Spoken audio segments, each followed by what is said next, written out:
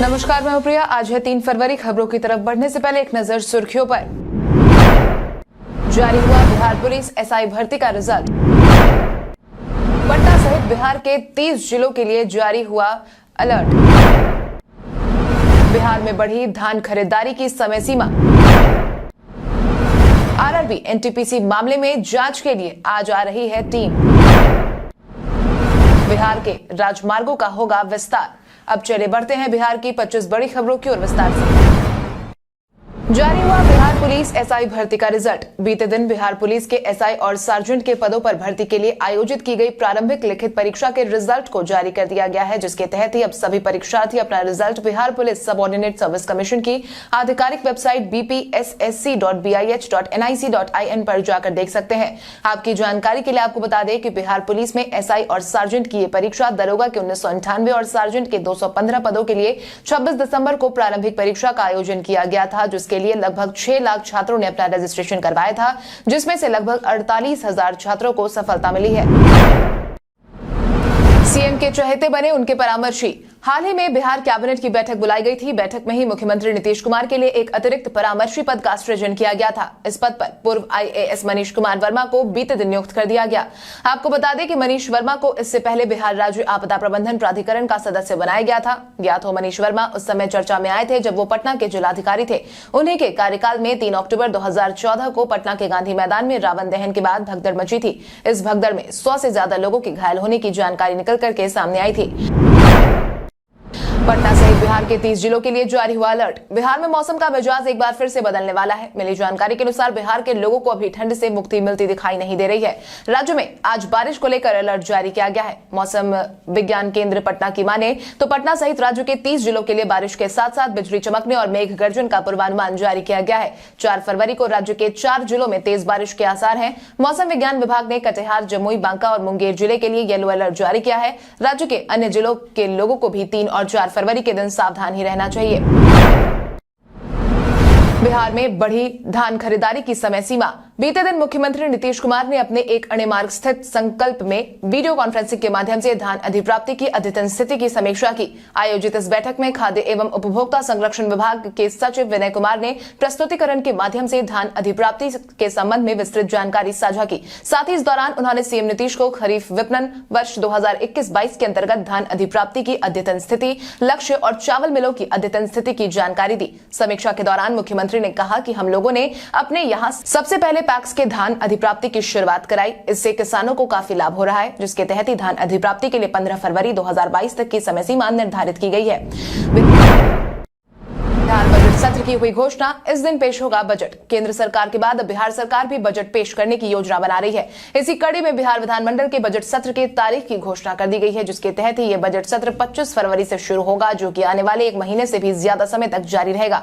मिली जानकारी के अनुसार इस सत्र का समापन 31 मार्च को किया जाएगा। 25 को ही राज्यपाल का अभिभाषण होगा और इसी दिन आर्थिक सर्वेक्षण पेश किया जाएगा। 28 फरवरी को वित्तीय वर्ष 2022-23 का बजट सदन में पेश होगा। ज्ञात हो, केंद्र सरकार की तरफ से हाल ही में पेश किए गए बजट में तो बिहार सरकार को कुछ खास मिला नहीं, लेकिन अब सभी को बिहार सरकार की तरफ से पेश किए जाने वाले बजट से काफी उम्मीदें हैं।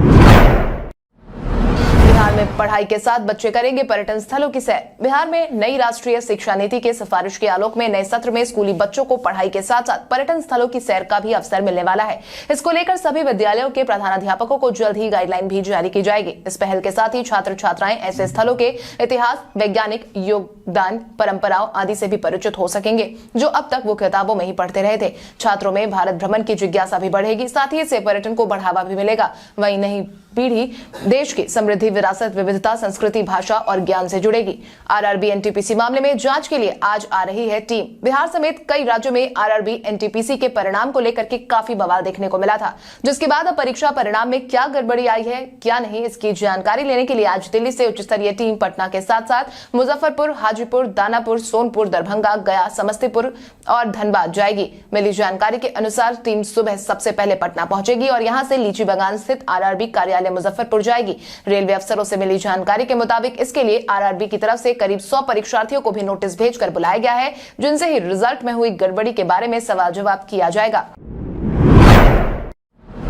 आज बिहारी पहचान में हम बात करेंगे गोपाल सिंह नेपाली की। गोपाल सिंह नेपाली हिंदी एवं नेपाली के प्रसिद्ध कवि थे। उन्होंने बम्बईया हिंदी फिल्मों के लिए गाने भी लिखे हैं। वो एक पत्रकार भी थे जिन्होंने रतलाम टाइम्स, चित्रपट, सुधा एवं योगी नामक 4 पत्रिकाओं का संपादन भी किया। चीनी आक्रमण के समय उन्होंने कई देशभक्तिपूर्ण गीत और कविताएं लिखी, जिनमें सावन, कल्पना, नीलिमा, नवीन, कल्पना करो आदि बहुत प्रसिद्ध हुए। गोपाल सिंह नेपाली का जन्म 11 अगस्त 1911 को बिहार के पश्चिमी चंपारण के बेतिया में हुआ था। उनका मूल नाम गोपाल बहादुर सिंह था। 17 अप्रैल 1963 को इनका निधन हो गया था।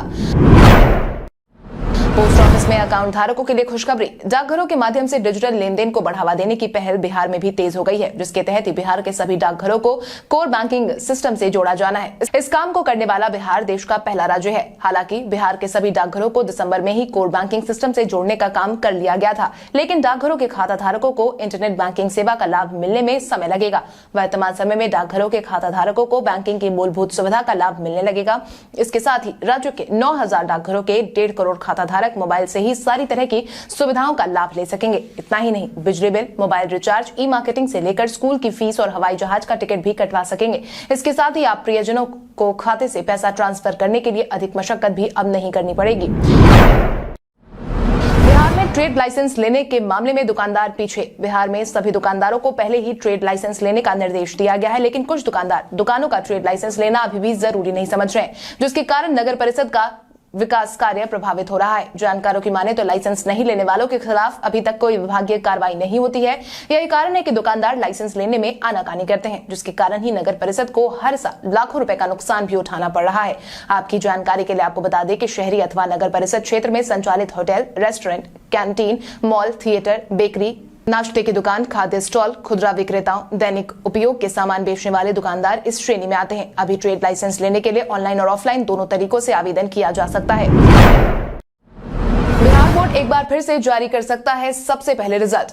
अभी बिहार में इंटर की परीक्षा की शुरुआत हुई है कि इसके परिणाम को लेकर चर्चाएं तेज हो गई है, क्योंकि पिछली बार की भांति इस बार भी बिहार बोर्ड की यही कोशिश है कि सभी बोर्ड के मुकाबले रिजल्ट को पहले जारी कर दिया जाए। जानकारों की माने तो बोर्ड की तरफ से संभव है कि मार्च के अंत या फिर अप्रैल के प्रथम सप्ताह तक रिजल्ट घोषित किया जा सकता है। उसी के मद्देनजर कॉपियों की जांच, रिजल्ट तैयार करने की प्रक्रिया शुरू करने की तैयारी बिहार में चल रही है। हालांकि बिहार बोर्ड कब रिजल्ट का प्रकाशन करता है, इसकी कोई आधिकारिक तारीख तो फिलहाल जारी नहीं की गई है, लेकिन उम्मीद यही है कि इस बार भी बिहार बोर्ड अन्य सभी बोर्ड के रिकॉर्ड को तोड़ने में कामयाब रहेगा। बार बार वार्निंग के बावजूद आईपीएस अफसरों ने नहीं दिया अपनी संपत्ति का ब्यौरा। गृह विभाग बीते कई महीनों से सभी आईपीएस अफसरों से बार बार संपत्ति का ब्यौरा जमा करने की मांग कर रही है। इसके बावजूद 59 आईपीएस अफसरों ने समय पूरा होने के बावजूद अपनी संपत्ति का ब्यौरा जमा नहीं किया, जिसके बाद ही गृह विभाग ने इस संबंध में डीजीपी को पत्र जारी किया है। विभाग के सचिव के सेंथिल कुमार ने डीजीपी को लिखे पत्र में कहा है कि 21 दिसंबर 2021 और 18 जनवरी 2022 को इस संबंध में पत्र दिया गया था। बिहार संवर्ग के भारतीय पुलिस सेवा के कुल 59 पदाधिकारी ने साल 2021 की वार्षिक अचल संपत्ति विवरण को स्पैरो सिस्टम के तहत अब तक ऑनलाइन समर्पित नहीं किया है, जबकि आखिरी तारीख 31 जनवरी ही थी। बिहार के राजमार्गों का होगा विस्तार। बिहार के राजमार्गों का जल्द ही विस्तार होने वाला है। मिली जानकारी के अनुसार बिहार के नेशनल हाईवे को कम से कम 1000 किलोमीटर का विस्तार किया जाएगा। भारतमाला परियोजना फेज 2 के तहत पथ निर्माण विभाग ने 905 किलोमीटर सड़कों के बनाने का प्रस्ताव केंद्र को भेज रखा है। इतना ही नहीं, आने वाले समय में Gorakhpur Siliguri expressway, industry corridor सहित अन्य सड़कों से भी बिहार को लाभ होगा। ज्ञात हो, भारतमाला फेज 2 में बक्सर, भागलपुर सहित 4 नई सड़कों के लिए इस प्रस्ताव को भेजा गया है। बिहार में राष्ट्रीय उच्च पथों की लंबाई विगत वर्षों में बढ़ी है और अभी भी राष्ट्रीय औसत से कम है। पटना हाईकोर्ट में लैब टेक्नीशियन की बहाली को लेकर मिला ultimatum. Chief justice Sanjay Karol की खंडपीठ ने बीते दिन पटना हाईकोर्ट में लैब टेक्नीशियन की बहाली को लेकर अपनी सुनवाई पूरी की। इस दौरान पटना हाईकोर्ट ने लैब टेक्नीशियन की नियुक्ति प्रक्रिया को 1 सप्ताह में पूरा करने का आदेश राज्य सरकार को दे दिया है। आपकी जानकारी के लिए आपको बता दें कि 21 जून 2015 को प्रकाशित किए गए विज्ञापन के मामले में यह आदेश कोर्ट ने पारित किया है। विज्ञापन बिहार स्टाफ सिलेक्शन कमीशन द्वारा निकाला गया था। इसमें कुल 1772 रिक्तियां थी, लेकिन अभी तक बहाली नहीं हो पाई है। कोर्ट ने संबंधित अधिकारियों को 1 सप्ताह में रिजल्ट प्रकाशित करने को भी कहा है। साथ ही साथ कोर्ट ने साल 2019 में किए गए संशोधन के अनुसार अर्हता रखने वाले याचिकाकर्ताओं के मामले पर भी विचार करने को कहा है। नीतीश के मंत्री ने नासा की तस्वीर शेयर कर दिखाई बिहार की विकास गाथा। बिहार सरकार में जल संसाधन मंत्री संजय कुमार झा ने अपने ट्विटर हैंडल से बीते दिन 2 तस्वीरों को शेयर किया। ये तस्वीरें साल 2012 और 2021 की हैं। इन दोनों तस्वीरों में भारत का मानचित्र है जिसमें बिहार चमकता हुआ नजर आ रहा है। इसको शेयर करते हुए उन्होंने लिखा कि आप आसमान से भी बिहार का विकास देख सकते हैं। इसके साथ ही उन्होंने ये भी कहा कि ये तस्वीरें बताती हैं कि बिहार में बिजली के क्षेत्र में बहुत काम हुआ है। 2005 के पहले बिहार में जब घंटों बिजली कटे रहने के बाद वापस आती थी तो लोग ताली बजाते थे कि चलो बिजली आ गई, लेकिन आज सुबह के हर गांव में 22 से 24 घंटे बिजली रहती है। बिहार में जिस तरह से सीएम नीतीश कुमार के नेतृत्व में बिजली के क्षेत्र में काम हुआ वो अद्भुत है। अब बिहार को बनाना होगा आत्मनिर्भर।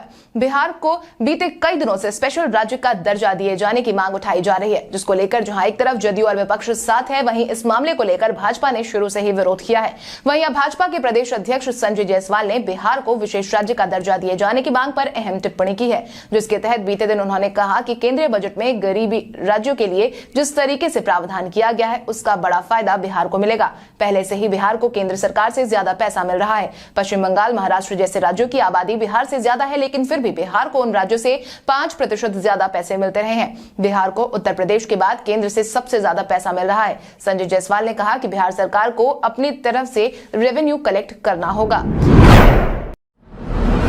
ललित बाबू की जयंती पर पोते ऋषि मिश्रा ने कांग्रेस को कहा अलविदा। कांग्रेस के कद्दावर नेता ललित नारायण मिश्र की जयंती बीते दिन मनाई गई। हालांकि उनकी जयंती पर उनके पोते और पूर्व विधायक ऋषि मिश्रा ने कांग्रेस को करारा झटका दिया है। उन्होंने बुधवार को इसकी जानकारी देते हुए कहा कि उन्होंने सोनिया गांधी को अपना इस्तीफा भेज दिया है। हालांकि उनके इस्तीफे के पीछे की वजह तो सामने नहीं आई, लेकिन पिछले दिनों ही ऋषि मिश्रा ने प्रदेश नेतृत्व के ऊपर कई गंभीर आरोप लगाए थे। उन्होंने कहा था कि प्रदेश नेतृत्व केवल अपने परिवार के लिए राजनीति कर रहा है, जिसके बाद से उनकी पार्टी छोड़ने के कयास लगाए जा रहे थे। जीतन राम मांझी ने शरद यादव से की मुलाकात। सीएम नीतीश और लालू यादव से की ये मांग। बीते दिन बिहार के पूर्व सीएम जीतन राम मांझी ने दिल्ली में पूर्व केंद्रीय मंत्री और राज्यसभा सदस्य शरद यादव से मुलाकात की, जहां उन्होंने शरद यादव के आवास पर इन दोनों की मुलाकात हुई। मीडिया में चल रही खबरों के अनुसार इन दोनों की यह मुलाकात महज शिष्टाचार की मुलाकात थी। वहीं मुलाकात के बाद ही जीतन राम मांझी ने सीएम नीतीश और लालू यादव से बड़ी मांग की है, जिसके तहत उन्होंने कहा कि ये दोनों या इनमें से कोई एक भी चाह ले तो शरद जी को राज्यसभा भेजा जा सकता है। इसको लेकर वो दोनों नेताओं से प्रार्थना कर रहे हैं। शरद जी के प्रति बिहार वासियों का ये कर्तव्य भी है। इस दौरान उन्होंने बताया कि शरद यादव ने उन्हें काफी प्रतिष्ठा दी। एक तरह से इनके राजनीतिक जीवन के बड़े सूत्रधार भी हो रहे हैं।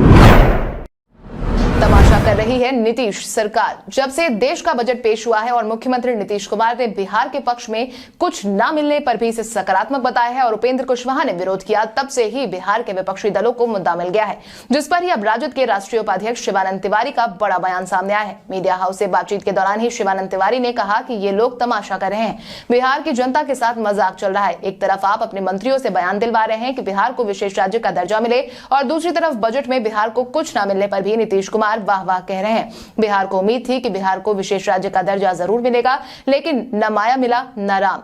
बजट से बिहार के लिए सिर्फ निराशाजनक देखने को मिला। सबसे बड़ी रोजगार योजना से केंद्र सरकार ने काटी कन्नी।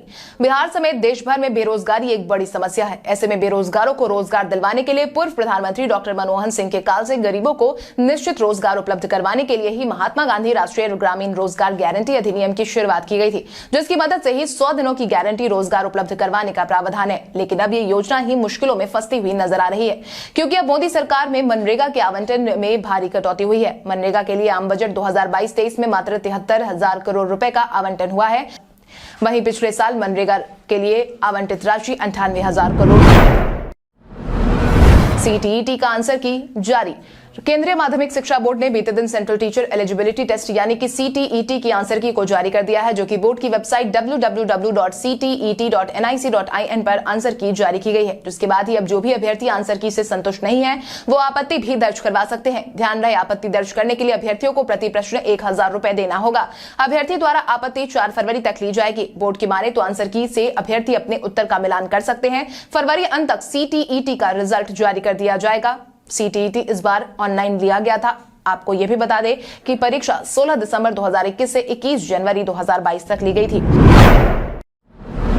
भारत के इतिहास में आज की तारीख कई कारणों से है दर्ज। बनारस हिंदू विश्वविद्यालय की शुरुआत 1916 में आज के दिन हुई। भारत के पहले और दुनिया के सबसे बड़े कोयला आधारित उर्वरक संयंत्र की 1970 में तलचर में आधारशिला आज के दिन रखी गई। भारतीय नौसेना की पहली परमाणु संचालित पनडुब्बी INS चक्र को 1988 में सैन्य बेड़े में शामिल आज के दिन किया गया। भारतीय राज्य जम्मू और कश्मीर में 1999 में डेमोक्रेटिक जनता दल का पुनरुद्धार हुआ। भारत के पहले सांसद दिलीप सिंह सौंद को सम्मानित करने के लिए 3 फरवरी साल 2005 के दिन अमेरिकी प्रतिनिधि सभा में लाए गए विधेयक को आम राय में मंजूरी मिली थी। भारतीय कंपनी की 11 खरब क्यूबिक फीट गैस का भंडार 3 फरवरी 2008 को ईरान के तटीय क्षेत्र में मिला था। ग्रामीण विकास मंत्रालय ने 2009 में गरीबी उन्मूलन हेतु नया फॉर्मूला बनाया था। रिजर्व बैंक के 23वें गवर्नर रघुराम राजन का जन्म 1963 में आज के दिन हुआ था। पहली बार IPL की नीलामी में शामिल होंगे बिहार के इतने खिलाड़ी। इसी महीने 12 और 13 तारीख को IPL के लिए ऑक्शन होना है। एक बार फिर से दुनिया भर के क्रिकेटरों की बोली इसमें लगाई जाएगी। खिलाड़ियों की मंडी में करोड़ों के दांव आजमाए जाएंगे। बिहार के लिए भी इस साल अच्छी खबर सामने आई है। ऐसा पहली बार होने जा रहा है कि बिहार के भी खिलाड़ियों की यहां पर नीलामी होने वाली है। इस लिस्ट में 1-2 नहीं बल्कि बिहार से 6 नाम शामिल है, जिसमें ही बिहार के अभिजीत साकेत, लखन राजा, प्रत्युष सिंह, अनन्य नारायण सिंह, विपुल कृष्णा और अनुज राज का नाम शामिल है। बिहार क्रिकेट संघ इससे काफी खुश है। संघ का कहना है कि ये खिलाड़ियों के लिए बड़ी उपलब्धि है। इससे उन्हें दुनिया भर में पहचान मिलेगी और भारतीय टीम में शामिल होने का मौका भी मिलेगा। आरआरबी एनटीपीसी के परीक्षार्थियों की मांग को सुशील मोदी ने राज्यसभा में करवाया अवगत। आरआरबी एनटीपीसी के छात्रों का बवाल बिहार में कुछ दिनों पहले देखने को मिला था, जिसके बाद सरकार को खुद ही परीक्षा लेने के निर्णय को वापस लेना पड़ा था। हालांकि छात्रों का विरोध क्यों हुआ और रेलवे की तरफ से क्या भूल हुई, इसको लेकर लगातार चर्चाएं की जा रही है। इसी बीच छात्रों को शांत करवाने में अहम भूमिका निभाने वाले भाजपा के राज्यसभा सांसद और बिहार के पूर्व उप मुख्यमंत्री सुशील मोदी ने बीते दिन राज्यसभा में छात्रों की समस्या से सदन को अवगत करवाया है। साथ ही उन्होंने राज्यसभा में शून्यकाल के दौरान रेलवे भर्ती बोर्ड की ग्रुप डी और एनटीपीसी के 1 करोड़ 35 लाख से ज्यादा परीक्षार्थियों की तरफ से किए गए आंदोलन का समर्थन किया। साथ ही साथ इस दौरान उन्होंने केंद्र सरकार से उनकी मांग को पूरा करने का आग्रह किया है। इतना ही नहीं, उन्होंने इस दौरान रेल मंत्रालय से आग्रह किया कि कमेटी की रिपोर्ट का बिना इंतजार किए रेलवे ग्रुप डी की मात्र 1 परीक्षा और एनटीपीसी के लिए 3.5 लाख अतिरिक्त रिजल्ट की घोषणा जल्द से जल्द की जाए, ताकि छात्रों का विरोध प्रदर्शन दोबारा देखने को न मिले। जदयू की नैया डुबाने वाले 2 और नेताओं की भाजपा में हुई वापसी। बिहार विधानसभा चुनाव में जदयू का प्रदर्शन बेहद ही निराशाजनक देखने को मिला था। हालांकि जदयू का यह प्रदर्शन इसलिए भी बेकार दिखा था क्योंकि जदयू की नैया डुबाने में पार्टी के अंदर के बागियों ने बगावत दिखा दी थी, लेकिन अब शाम के भोले सुबह घर को लौटने लगे हैं। यही कारण है कि चुनाव के समय अपना रंग दिखाने वाले बागियों की पार्टी में तेजी से वापसी हो रही है। कुछ दिनों पहले ही भाजपा ने 2 बागियों को शामिल किया था। इसी कड़ी में बीते दिन एक बार फिर से पूर्व विधायक रामेश्वर चौरसिया और सिवान से चुनाव लड़ने की तैयारी कर रहे मनोज सिंह फिर से भाजपा में शामिल हो गए हैं। बिहार भाजपा अध्यक्ष डॉक्टर संजय जायसवाल ने दोनों नेताओं को पार्टी की सदस्यता दिलवाई। आपको बता दें कि 2015 का चुनाव भाजपा और जदयू ने अलग अलग लड़ा था। हाईकोर्ट ने पशु चिकित्सकों को ओल्ड एज पेंशन और जीपीएफ नहीं देने पर जवाब किया तलब। राज्य में पशु चिकित्सकों को ओल्ड एज पेंशन और जीपीएफ का लाभ नहीं देने के लिए राज्य सरकार के निर्णय के विरुद्ध दायर याचिका पर पटना हाईकोर्ट ने बीते दिन सुनवाई की। इस दौरान जस्टिस पीबी बजंत्री ने डॉक्टर मनीष कुमार पांडे और अन्य की याचिकाओं पर सुनवाई करते हुए राज्य सरकार को 3 महीने में हलफनामा दायर करने का और जवाब देने का निर्देश दिया है। ज्ञात हो राज्य सरकार ने 9 जून 2020 को एक निर्णय लेकर राज्य के पशु चिकित्सकों को ओल्ड एज पेंशन और जीपीएफ का लाभ इस आधार पर देने से रोक दिया था कि इन पशु चिकित्सकों की बहाली 27 मार्च 2014 को हुई है। इसमें यह कहा गया है कि रिट याचिका दायर करने वाले पशु चिकित्सक को नए पेंशन योजना और जीपीएफ जो राज्य सरकार के कर्मचारियों को दिया जाता है, जो कि लंबे समय से नहीं दिया जा रहा है।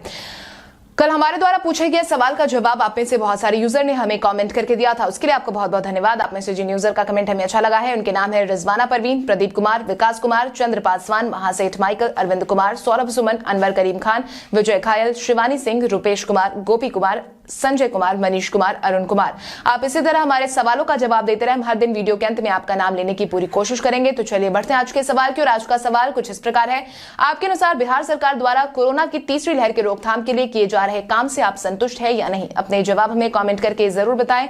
इसके साथ ही आज के लिए बस इतना ही। बिहार की बड़ी खबरों से अपडेटेड रहने के लिए हमारे यूट्यूब चैनल को सब्सक्राइब करें और बेल आइकॉन दबाना ना भूलें। धन्यवाद।